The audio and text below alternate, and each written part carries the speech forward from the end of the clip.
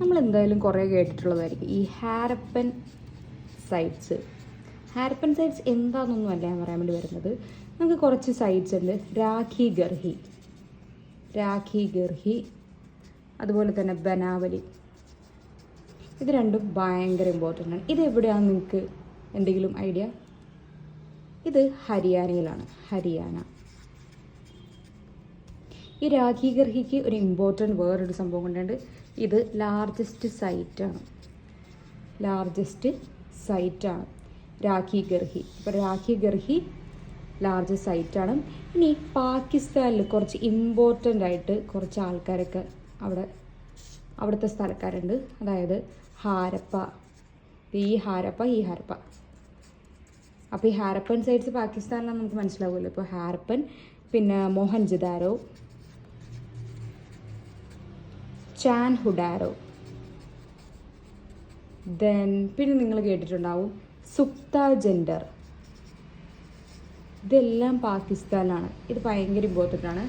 ഹാരപ്പൻ, മോഹൻജദാരോ, ചാൻഹുഡാരോ. ഇത് കണ്ടോ, മോഹൻജദാരോ, ചാൻഹുഡാരോ, സുർക്കന്ത ജെൻഡർ. ഇതും ഇത്രയും കാര്യങ്ങൾ ഹാരപ്പൻ പാകിസ്ഥാനിലാണ്. പിന്നെ വേറൊരു ഇമ്പോർട്ടൻറ്റ് സൈറ്റാണ്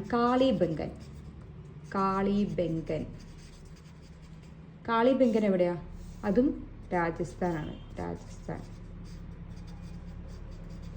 കാളിബംഗൻ രാജസ്ഥാനാണ്.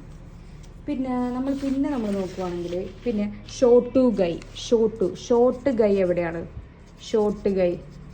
ഇങ്ങനെ ഓർത്താലും മതി. ഷോട്ട് ഗൈ അഫ്ഗാനിസ്ഥാനിലാണ്. അഫ്ഗാനിസ്ഥാൻ.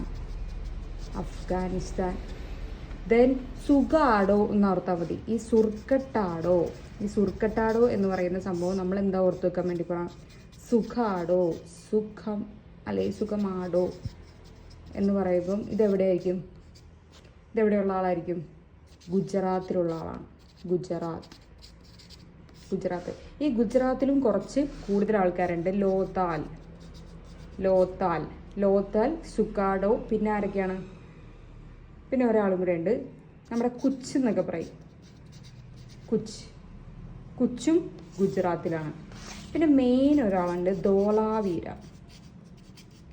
ധോളാവീര എന്ന് പറയുമ്പം ഇതൊരു ബിഗ്ഗസ്റ്റ് വാട്ടർ റിസർവെയർ ആണ്. അപ്പോഴത്തെ കാലത്ത് ഇതും എവിടെയാണ്? ഗുജറാത്തിലാണ്.